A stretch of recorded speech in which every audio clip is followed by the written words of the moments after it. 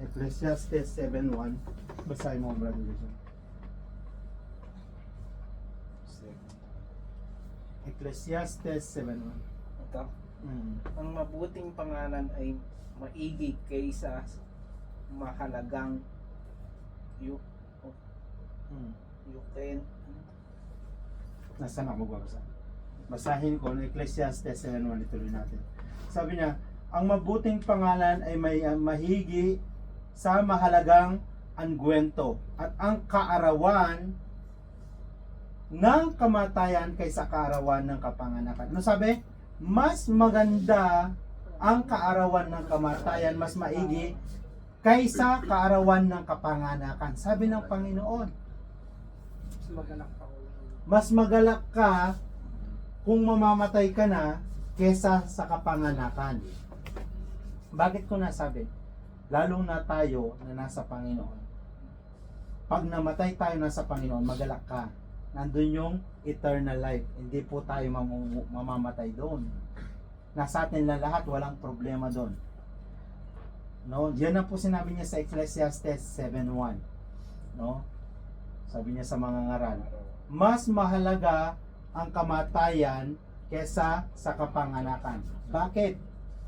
Pag pinanganak tayo, nagkaisip tayo, 7 to 8 years old hanggang 12, andyan na yung problema, nakikita na natin tama. Sumasakit yung loob natin. Problema tayo. Samantalang pag namatay na tayo, nasa Panginoon tayo, ando tayo kasama niya.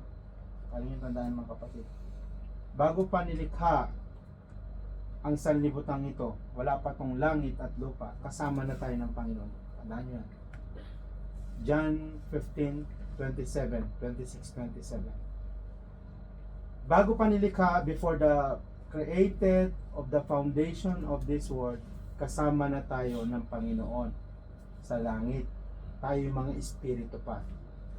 So kaya, kung kasama niya na tayo na siya ay panganay, babalik din tayo sa kanya.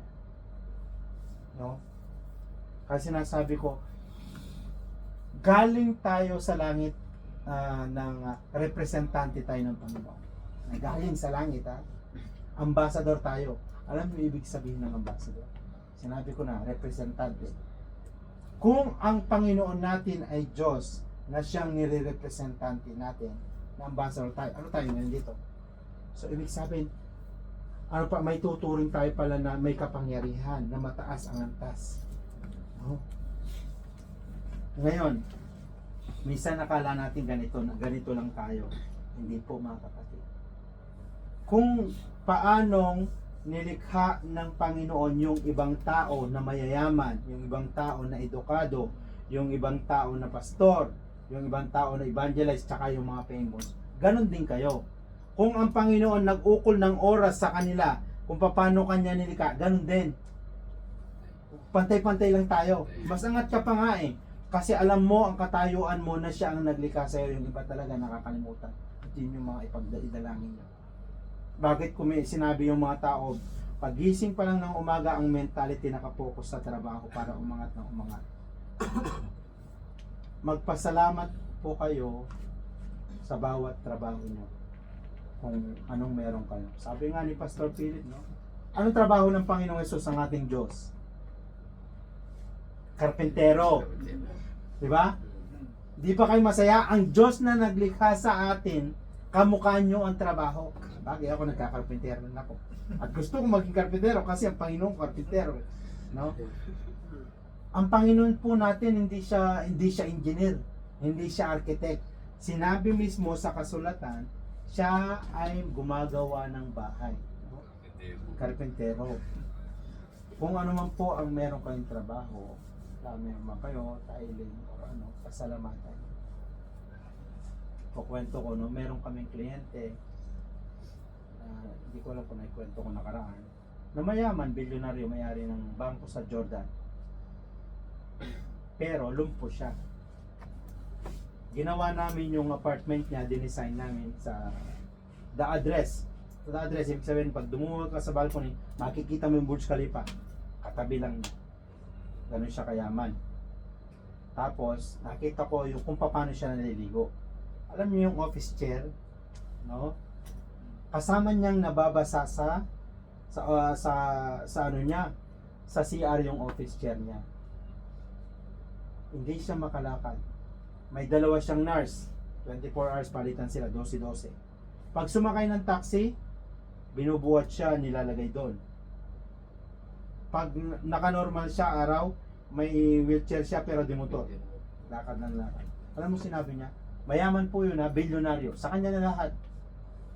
Sabi niya, makalakad lang ako, sabi niya doon sa amo ko, Marwan, you know, kung anong dreams ko, sabi niya, pinagdarasal ko, kahit ibang pananampalataya siya. Makalakad lang ako kahit mawala lahat ng kayamanan ko. Mga kapatid, no? Bilyonaryo ha, sa kanya lahat. May dalawang nurse, lahat ng gusto niyang bilhin, mabibili. Ano sabi niya? Makalakad lang ako kahit mawala na lahat sa akin, pati yung mawala na lahat ng kayamanan. Kasi mga kapatid, kaya kayo dapat magsaya. Mababas. Siya kasi gusto niya magwalis, hindi siya makapagwalis. Gusto niya magbola, hindi siya makapagbola. No, gusto niya magbuhat, hindi siya makabuhat.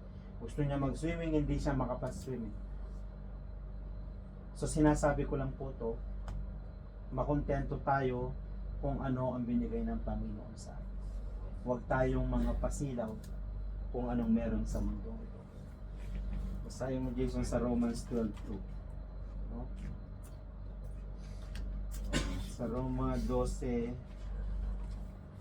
basahin mo lang para mabilis tayo. At huwag kayong magsiayon sa sanlibutang ito, kung hindi mag-iba kayo sa pamamagitan ng pagbabago ng inyong pag-iisip, upang mapatunayan niyo kung alin ang mabuti at kaaya-aya at lubos na kalooban ng Diyos. Amen. Alam nyo, Roma 12:2. Huwag daw tayo magsiayon sa sanlibutan ito. Ano ba yung sanlibutan? Yun yung kung paanong inakit ni Satanas ang Panginoong Yesus nung 40 days and 40 nights na tinukso siya, di ba? Pinakita niya yung kayamanan, karangyaan. Sabi niya, lumuhod ka sa akin, ibibigay ko sa iya. So the same thing din. Sabi ng Satanas sa atin sa araw-araw, wala kang gawin kung hindi man na mag-isip at saka gawin lahat ng sanlibutan ito. Sugal, mag-isip kung paano kayo maman, doon tayo tinutukso ng diablo. Sabi niya, huwag daw tayo magsiayon sa sanlibutan ito. Ano sabi niya? Baguhin natin ang ating isip. Yun ang sinabi niya. So, ibig sabihin pala, nag-uumpisa sa isip. Kaya kung bago tayo, pag dumating talaga tayo, pagdating nyo pala, Panginoon, maraming salamat sa aming mga trabaho. Kami ay niligtas mo. Ganon din po ang aking pamilya. Panginoon, maraming salamat sa aking amo, sa talento na ibinigay mo sa akin. Maraming salamat, Panginoon. In Jesus' mighty name. Panginoon, baguhin mo ang aking isip ngayong gabi. Turuan mo ang aking isip na may focus lang sa iyong salita. Doon, pag umakyat ka doon, yun na. Magmamanifesto ang ano. Kasi alam ko naman, pinagdaanan ko mga kapatid. Minsan hindi natin talaga may isang tabi na mayroon tayong mga isip na iniisip na hindi tama-tama po pa. So sinasabi ko lang po mga kapatid, pasalamatan nyo, alam ko I do believe in Jesus mighty name, darating ang mga araw. Sabi niya sa Joshua 21:45, Joshua 23:14, 1 Kings 8:56, lahat sa inyo, walang sinalita ang Panginoon, walang ginawa ang Panginoon na kulang sa inyong buhay. Lahat ay tama. Mawalan ka ng trabaho, tama pa rin yun kasi yun yung plano. Sabi mo nga, yun yung plano ng Panginoon. Yan ang sahod mo, tama yan. Yan ang binigay ng sahod ng Panginoon. Kasi, pagka tumaas tayo ng sahod, minsan nawawala tayo sa alignment. Iba yung isip natin. Pagmasdan nyo, napakabuti ng Panginoon po sa buhay nyo. Yung sahod nyo nasa average lang, pero yung pamilya nyo hindi niya pinababayaan. Meron akong paulit-ulit kong sinasabi, merong malalaking sahod sa mga napupuntahan ko, 15, 20, pero walang natitira. Kulang pa, may utang pa sa bangko. Naghiwalay pa sila ng pamilya nila. Di ba? Tama? Doon na kasi wala yung presensya ng Panginoon. Iniisip nila doon sa makamundo, sabi niya sa Romans 12:2. Kaya patuloy tayong magpasalamat sa Panginoon. Wala po tayong ibang gagawin. Ako po, share ko lang kung paano ko mamuhay, no? pagdating ko ng trabaho, kasi may altar ako dyan eh. Ask the Lord, kung meron po kayo para, ilagay nyo dyan, oh. Ako, gumawa lang ako kasi sa interior kami. Gumawa ako, yung onyx, alam nyo yan. Onyx, tapos nilagyan kong ilaw. Nagpagawa lang akong cross, tapos may ilaw. So, may altar ako. So, ibig sabihin, pagdating ko ng trabaho, talagang lumuluhod ako, nagpapasalamat. Mga kapatid, sa bawat minuto na pinahihinga tayo ng Panginoon, grasya na niya yun. Tama po. Minsan nakakalimutan natin. Sa isang segundo nga lang na bumuka ang ating mata, grasya na yon. Ganito. Pag sa hospital na lang, hindi ka maihi. Masakit, di ba? Kaya magpasalamat tayo, tayong lahat ay even yung nakakaihi tayo. No? Ang sinasabi ko po, akala natin maliit na bagay, pero malaking bagay pala. No? So ang ibig ko lang po sabihin, sa bawat minuto, sa bawat oras, hanggat maaari pasalamatan nyo ang Panginoon sa kabutihan nyo, sa buhay ng bawat isa. Sa bawat pagbuka ng salamat, Panginoon Jesus, protection ng Panginoon. Wala akong ginagawa. Talagang, pasok ko doon sa kwarto namin, minsan may pagkain sa mesa, no? Hindi muna ako dadampot, luluhod muna ako. Kasi na yun na yung mindset ko eh. Yun yung isip ko. No, kasi baka pag dinampot ko yung pagkain, napasarap, nakalimutan ko na. So, ibig sabihin, nagdala po ako ng gumawa ko ng altar, no? Ibig sabihin ng altar, parang, ganito, napaka-importante po ng altar. Even yung altar nyo, siya talaga ang mag-iiwas sa inyo sa kasalanan. So, yun talaga yun. Kasi makikita mo siya na, minsan, talagang umiyak po ako, sinasabi ko. Kasi, sa dami kong nakikita na mahihirapan ng buhay, pero tayo malalakas. So, sa madalit salita po, pagkagaling ko sa trabaho, nagpapasalamat ako sa Panginoon Jesus.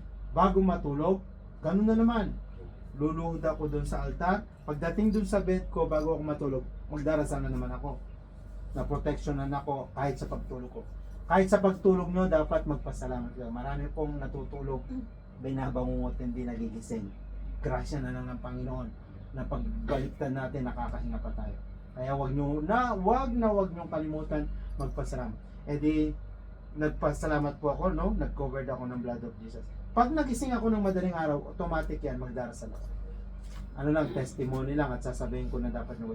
Pag nagising kayo madaling araw, nahihi kayo, lalo na bago kayo natulog, nagpray kayo, nangungusap ang banal na Espiritu. Mayroon siya. Kung sinong pumasok sa isip nyo, ipagdasal nyo. Yun pala yun. Akala nyo, ganun nyo, hindi pala. Hindi nyo alam, protection nyo sa trabaho, protection ng pamilya nyo, even sa financial nyo. Sinasabi ko lang po, sa kapatid nyo bilang kamanggagawa nyo. Hindi nyo alam yung financial situation nyo, paggising nyo ng madaling araw o yung routine yung ginagawa na yun, yun na pala ang pag-angat ng. Hindi natin alam ang blessing ng Panginoon. Dadating sa kaliwa, kanan, sa harap o sa likod. Hindi natin alam. No, sa grasya po ng Panginoon, huwag nyo kalimutan magpasalamat. So, ganun din, pag nagising ako madaling araw, paggising ko, di ba, nagising ako madaling araw, mag-pray. Tapos, minsan nagigising ako, nagsesend ako ng devotion, di ba? Sa group natin. Yan po yung kung minsan nagsesend ako. Pero kung magpe-pray ako, pagising ko, devotion, yun yung kasama ng magsesend ako sa lahat ng group na ko. And then, bago ako lumabas ng kwarto, luluhod na naman ako magpasalamat. Grasya ng Panginoon, binigyan niya tayo ng oras para makapatulog ng payapa. Tama? Di ba minsan 3 hours, 4 hours, kulang ka sa tuhod para tutulog? Grasya po ng Panginoon. Maraming milyonaryo, mayaman, hindi nakakatulog. Anong ginagawa nila? Bumibili silang tablet, pampatulog. Binibili nila. Tayo libreng binibigay ng Panginoon. Di ba? Ganyan po siya kabuti sa bawat isa. Tayo libre. Hindi na natin bilhin. Ganyan po siya kabuti. So sinasabi ko po ito mga kapatid. Yes, sa bawat oras, sa bawat araw, nagiging busy tayo sa buhay natin. Wala pong problema kung mangarap tayo.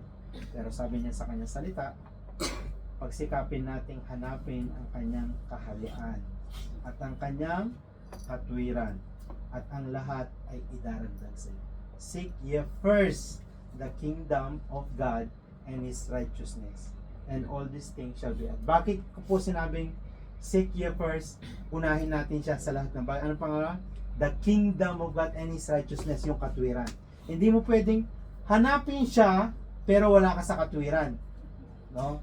Kasi pag nanap mo siya, yung kingdom niya, at nasa katwiran ka, idadagdag niya pa yung blessing sa inyo. Anong ibig sabihin? Ibig sabihin, itong kinabubuhay natin na to, may blessing na tayo. Binibiyaya. Tama, di ba? Huminga tayo, may pamilya tayo, malakas tayo. Ano pat kung nandun ka sa, okay, nandun ka sa simbahan, nandun ka nagpapasalamat, pero gumagawa ka ng mga inuutos niya. Ano ba yung mga inuutos niya? The same thing din. Ecclesiastes 7:12. No? Sabi niya, ano yung mga utos na una? Matakot ka sa Diyos at sundin mo ang kanyang mga utos. Matakot ka sa Diyos, yun ang tungkulin ng tao pala. Ano ang sabi niya sa kanyang salita? Matakot ka sa Diyos at sundin mo ang kanyang mga utos. Pag ginawa mo yun, hallelujah, yung mga blessing nandiyan. Wala kang iisipin kundi kapayapaan, kabutihan. Even yung mga pamilya nating may karamdaman, hindi ka matatakot kasi nandiyan ang Panginoon. Ang Panginoon na naglikha sa kanya, sabi niya sa Psalms 139:13, yung mga bituka natin, mga organs, mga atay, mga baga, siya ang nakakaalam. Kung may mga problema tayo sa katawan natin, siya din ang gagagot, di ba? Yun yung sinasabi ko. Ibig sabihin, walang imposible, lahat alam niya. Yung may mahulog na isang buhok ko, alam niya. Yung natira, ilang piraso, alam niya lahat. Kahit sa pagbiling mo sa tulugan mo, no? Kaya magpasalamat po tayo, no? Hindi ko na po masyadong ubusin yung oras niyo, alam ko pagod ko. At pinaka-importante mga kapatid, yung mga mobile. Sabihin ko lang, sabi ko sa mensahe, no? Pag-pray din natin, nabigyan pa ba ng Bible? Ako na. No? So, sinasabi ko lang po, ito, minsan, no? Meron ditong mga Bible, dapat itong mga mobile natin, pinag-pray din natin. Alam niyo yan. At alam ko, pag-pray din natin. Dito minsan, nakakalat tayo ng messenger sa Pilipinas, sumbong doon, sakit na loob. Minsan, nagbabasa ka ng Bible, nag-post yung sexy sa YouTube, nakalimutan mo na lang, di ba? Nagkasala ka na. Imbis na Panginoon, ang hanapin mo, magpasalamat, pero dahil dito, pinagpe-pray din po yung mobile. Lord, gamitin mo ang mobile ko para sa ikatataas ng iyong pangalan. Tulungan mo ko. Panginoon, mahina ako. Alam ko hindi ko kaya, pero dahil ikaw ang Panginoon kong Diyos ko, hindi mo ako pababayaan. Dapat aminin nyo yung kahinaan. Hallelujah. So, ang message po natin ngayon, sa lahat ng kabisihan natin sa mundo, alalahanin natin na ang Panginoong Diyos nyo sa Pilipinas na naglikha sa inyo nung malit kayo at sa edad niya na ngayon, siya ding Diyos na nagdala sa Dubai sa inyo. Hindi para kumita ng pera, bagkus upang mapalapit sa Kanya. Pag napalapit ka sa Kanya, yung pamilya mo, nakabakod sa Kanya, mapapalapit. Yung apo mo, yung henerasyon mo, nasa Kanya. Yun yung pangako niya sa inyo. No, dinali. Kasi akala nyo, yung pagsagot nyo sa agency, siya nagpunta dito, hindi Yes, sinagot nyo, pero siya ang nagdeklarang, oo, makapasa ka dyan. Ikaw, brother Rene, okay, tanggap kita sa Dubai kasi may plano ako sa iyo. Ikaw, brother Vincent, okay, makakapunta ka sa Dubai dahil alam ko, dun mo babanggitin sa akin ang maraming pasasalamat. Ganun po ang Panginoon. Dahil lahat kayo papupuntahin ko Dubai dahil doon mo sasabing salamat Panginoon Jesus na ang magiging protection ng pamilya natin. No? Grabe po ang pagpapala ng Panginoon sa buhay ng bawat isa. Inuulit ko po, maraming kampo kaming nabisita, binabawian ng buhay. Pero grasya po ng Panginoon bago mangyari yun, nakikilala nila. Marami pong kampo din na binibisita namin na nahihiwalay sa asawa pero nagkakasundo. Maraming kampo na yung mga magulang nila na may cancer gumagal. Isa po yan sa Alabang, yung isang ano natin. Ma-opera saan na sana siya sa puso, barado yung ugat niya, no? Yung ugat niya, pinaka main nerve niya dito, barado. Tatlo yata. Barado yung dalawa. Nagpa-check up, sabi operahan. Pina-second opinion namin, ganun pa rin. Nag-decide, nag-pray kami, pina-decide sa Pilipinas, huwag magpa-opera. Wala po kami ginawa kundi nagdasal. Gumaling siya ngayon. Amen. Pero glory to Jesus. Sabi ko, Brad, simba ka. Grabe yung milagro. Minsan, binigay na natin ng Panginoon lahat sa atin, pero minsan talaga nakakalimutan. Akala natin ganun. Yun po, ito po siya na pala. Bakit kanya pinagalit? Para ipamalita mo sa kapatid mo ang kabutihan niya. Amen. Tayo po ay tumayo. Hallelujah. At magpasalamat. Hallelujah. Bago ko po i-close yung prayer, sino pong gustong magpa-pray? Kung sino gustong magpa-pray sa inyo. Hallelujah. Ano po ang gusto nyong sige, ganito na. Sige.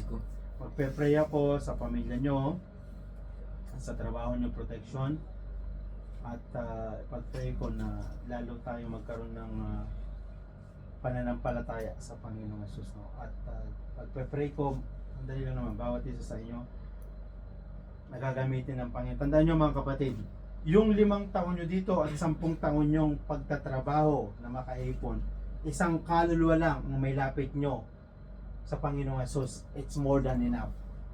Bangko nyo yun sa langit na hindi mawawala. Listahan. Lahat ng pangalan nyo actually nakasulot sa aklat ng buhay. So kailangan yung aklat ng buhay nyo meron at meron. Lahat po tayo pare-pareho sa tingin ng Panginoon. Binigyan. Sabi niya nga sa Romans 8:11, no?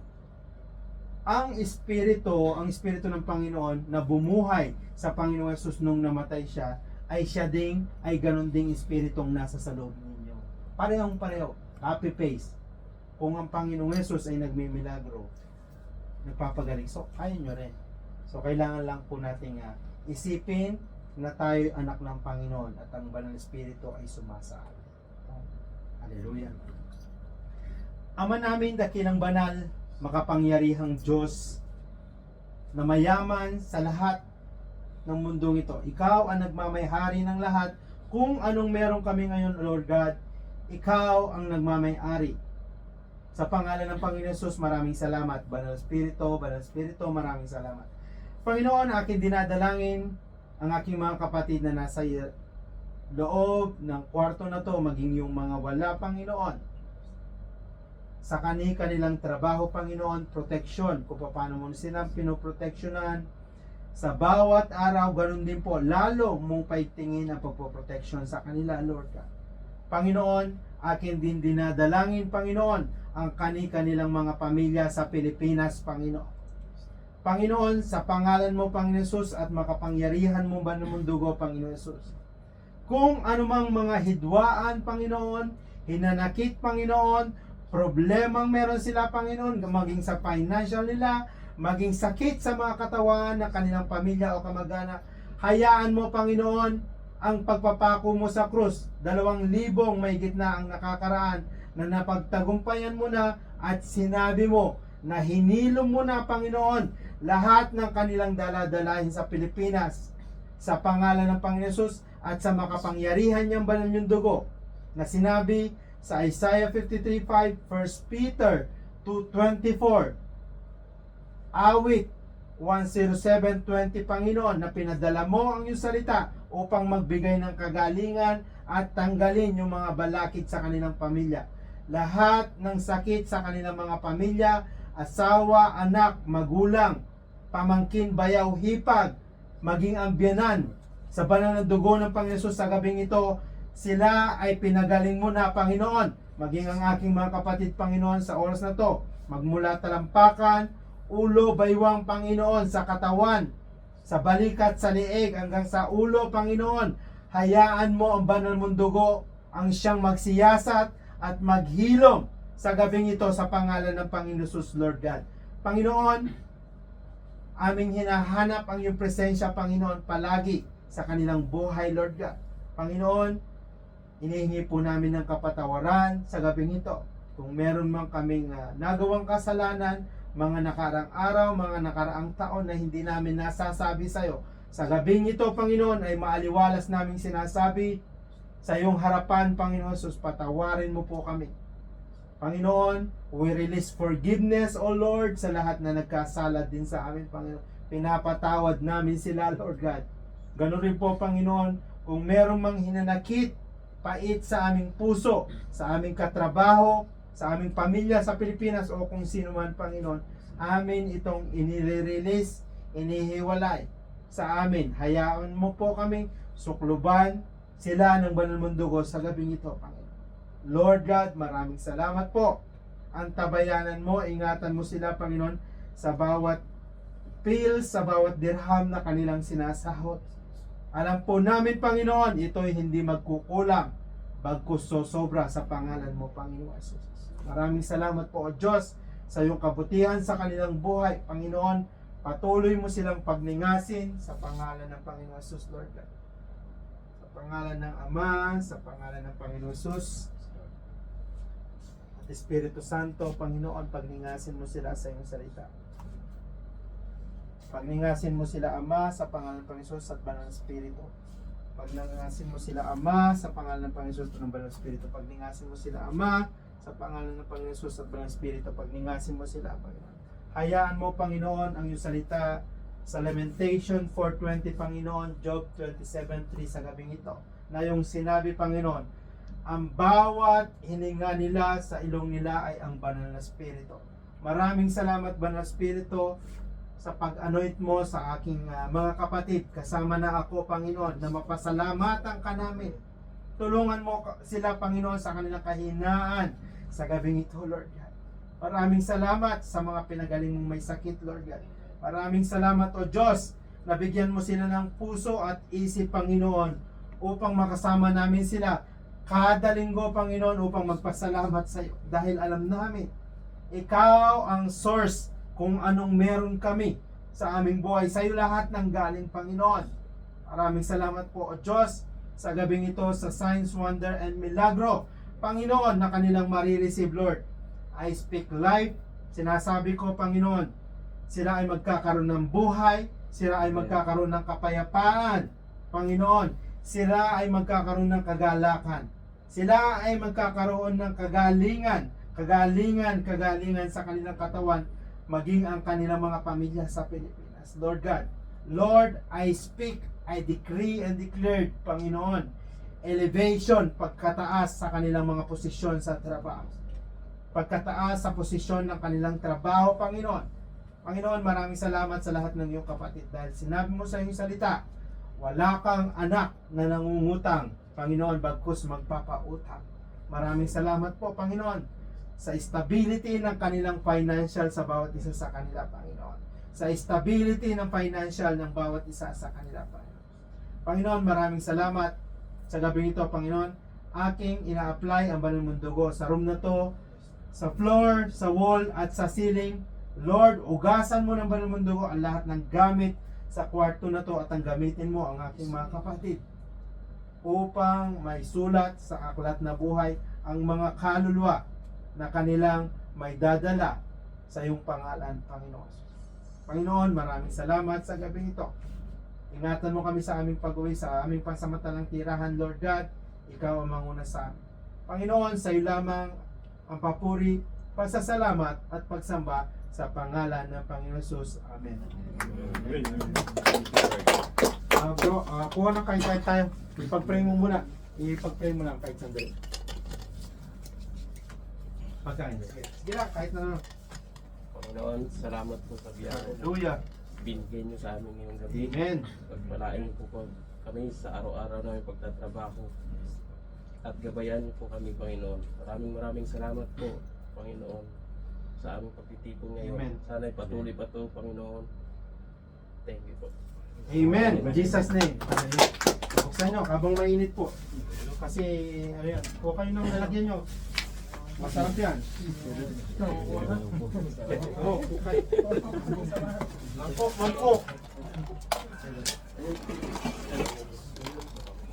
Hallelujah. Ito.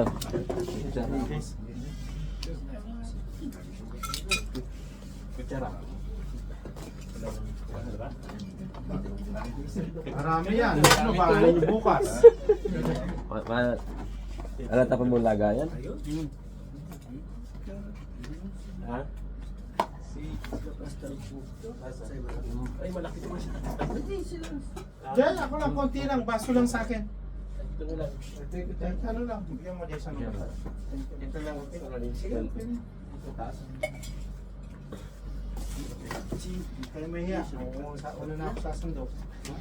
Ay, Ayun, Masarap yan kasi malagkit siya.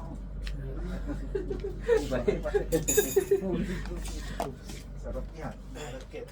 Malagkit. Lord. sila. Nagpunta Mainit. Sarap yan. Thank you po Lord sa grasya. Amen. Salamat Panginoon Jesus. Dami naman ito. Si Anthony, hindi pa kumuha. Sino?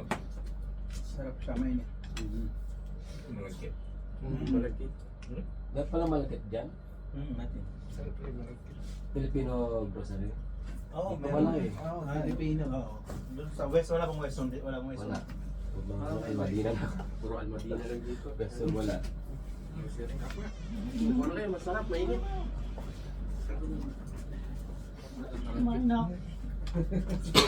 Malagkit eh. Malagkit. Bigat sa tinya. Manak ka ito.